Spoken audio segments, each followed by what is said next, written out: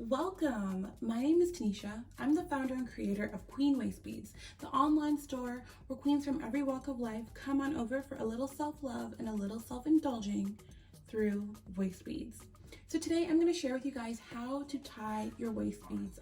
When you purchase your waist beads from our site, you're going to get a little gold baggie like so with your waist beads in it. You'll also get a card that says thank you because we love you, and also we give the instructions on the back. If you're a visual learner like myself, then this video is definitely for you. To tie your waist beads, you're going to need a few different materials. Not too much, don't worry. You're going to need your waist beads, of course, a pair of scissors, and optional is a lighter. If you purchase a set of beads on nylon string, a lighter is more than likely going to be needed for you to tie your waist beads. So make sure when you're making your purchase, you take note of what kind of string you're using. If you're using cotton string, you won't necessarily have to burn them. It's just a difference in the types of string that is used. All right, so now we got our beads here. I'm gonna bring my beads around my waist like so, and then I'm going to determine where on my tummy I want my beads to sit. For today, I think I want my beads to sit just underneath my belly button, like right there. Once I've crossed my beads over, the string over each other, I'm gonna start pushing the extra string that I don't need towards the end. All right, so all the extra beads that I don't need, I'm gonna push them towards the end of the string. Now from here, so we're gonna bring my beads over and cross. Perfect. So this is where I want them to sit. I can tell if I put my thumb on that little cross. I'm going to cross it over and underneath, and this is the part where you're just going to tie a regular knot. Okay, so we're just crossing it over, tie. Be very aware and make sure that your beads stay nice and tight, so you don't want any gaps in your beads. So what I like to do when I'm at this point is I just push my beads back. I hold my thread with my thumb and my index finger, push the beads back very gently just to make sure that they're nice and tight. And then from here I'm going to finish the knot. So we're going to go again. This is usually the hardest part for me. This is where it gets loose. So if this happens to you, fret not. You usually can undo the knot if you didn't pull too tightly in the beginning. Okay, so now my finger is stuck. There we go, we got it. And as you see what happened here, I let go accidentally and it loosened. So I actually have my knot here in the making, right there. And as you see, there's some beads that got caught in between this knot. So what I'm going to do is I'm just going to swivel them out.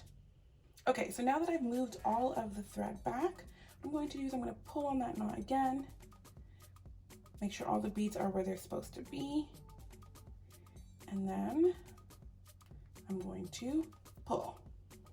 And just like that, we have our knot.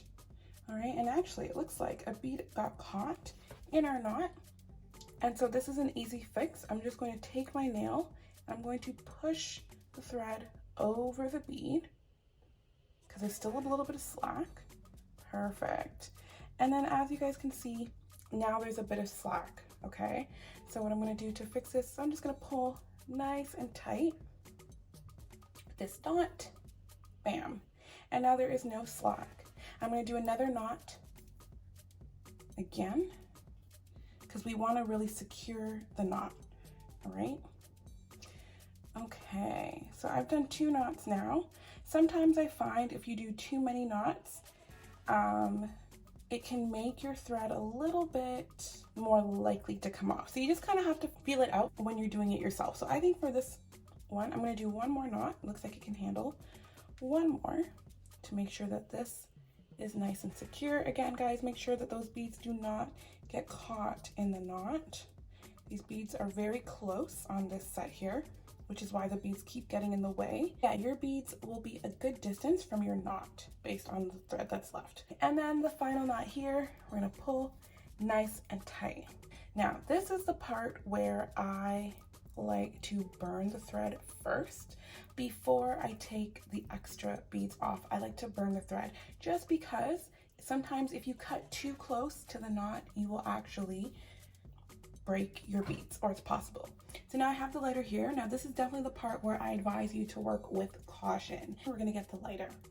So for anybody who's ever had their hair braided before in, say, a box braid style and had the ends of your hair burnt or the ends of the braids burnt, this is the exact same kind of method, and then I'll be showing you guys that as well. If you have not had your hair box braided before and you have no idea what I'm talking about, not to worry, you're gonna see exactly what I'm talking about right now. So to do the lighter method, you're gonna need your lighter, and you're going to need to find that knot. This is really important. Now in this case, the knot is very small. These nylon threads here are very hair-like, so these ones are very tiny. So what we're gonna do is we're gonna take our lighter, or we're gonna take our flame, and we're just gonna quickly go over the knot, okay? So from here, and we're just gonna quickly swipe it, squeeze. Okay, and we're gonna do it one more time, quickly swipe it, squeeze. And so when you're squeezing, it won't be hot on your fingers or anything like that. It will be nice and warm. And you'll be able to feel that it's worked because you're gonna feel the thread harden. And I'm just gonna look at it one more time just to make sure. And one more time so you guys can see. And squeeze. Okay. Perfect. And now from here, we're gonna get our scissors. And we're just gonna cut off that extra string. So we've cut off the extra string here.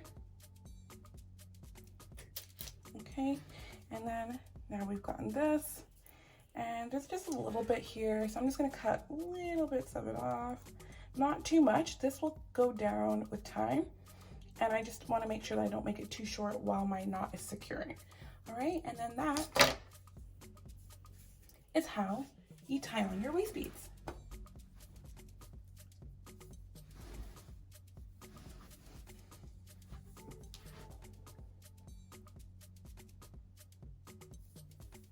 All right, everybody, I really hope you found this video very helpful and informing, and I hope that now you're able to tie your waist beads on with ease. As you guys can see, it's sitting exactly where I wanted it to sit. So I hope you guys got a good idea of how I did it. I didn't use any measurements for this video. It was really all just however I felt. And oftentimes when you get traditional waist beads, that's how it's gonna be. You're not gonna know where you want them to sit until you get them and take a good look at where they would look nice on you. And yeah. So I hope you guys enjoy. I'm excited to see all of you guys in your waist bead sets. Don't forget to tag us in your posts so that we can shout you out on our page. Bye now.